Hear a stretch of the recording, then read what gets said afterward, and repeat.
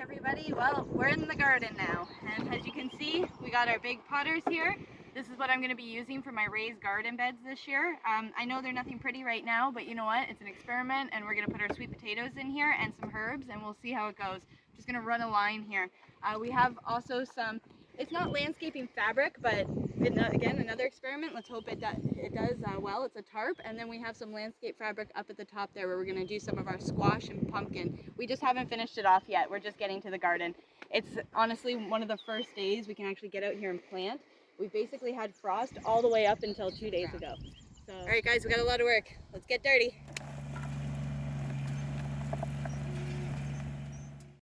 I got the sweet potato going in the mound here, so I've just kind of made like a little potato hill, and I'm laying my sweet potatoes down.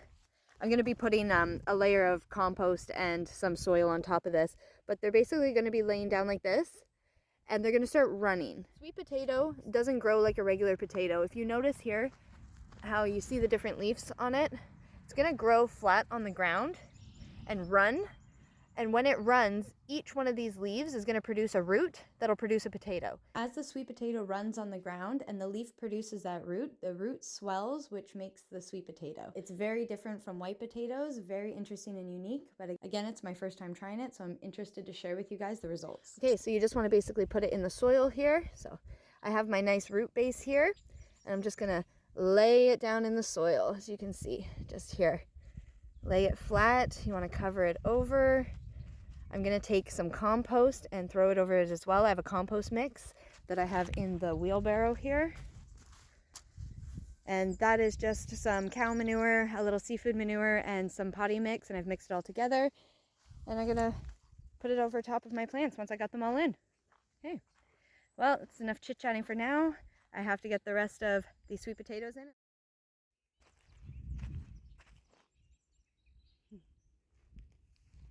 All right, we're back in the garden. It's super hot today, so I'm not going to spend a lot of time. I'm going to come back out in the evening. It's really sunny out here, but I got my sweet potato in, I got the corn in, white potatoes, we have tomatoes in, and we have all of our peppers. The next thing to put in is our squashes, our kale, and our cabbages.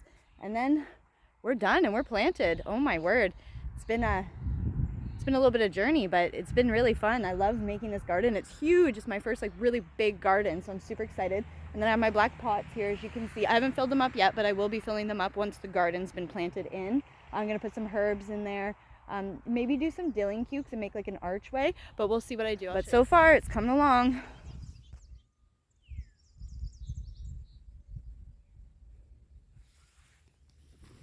So this is something we haven't mentioned before, but we had purchased an old raceway. It had a lot of work.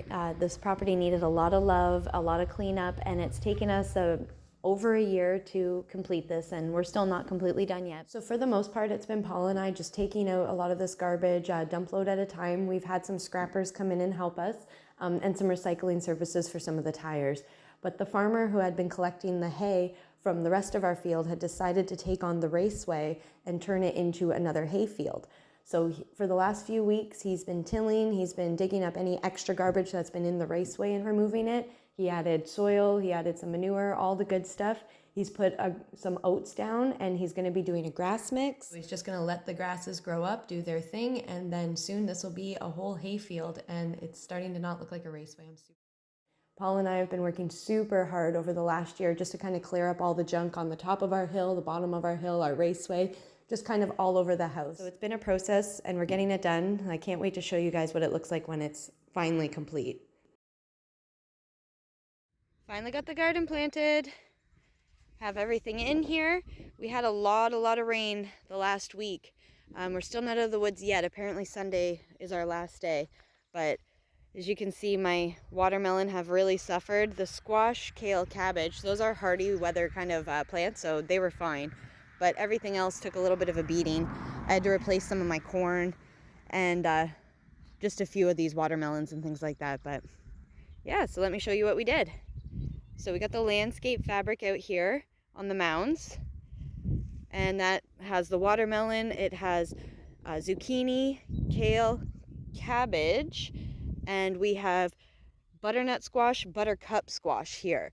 And then we're gonna put some hay bales just down and around these little open areas here to block out all the weeds.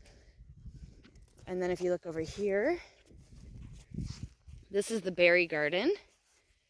We planted this up last year. It needs to be weeded and mulched again, but there's the blueberries.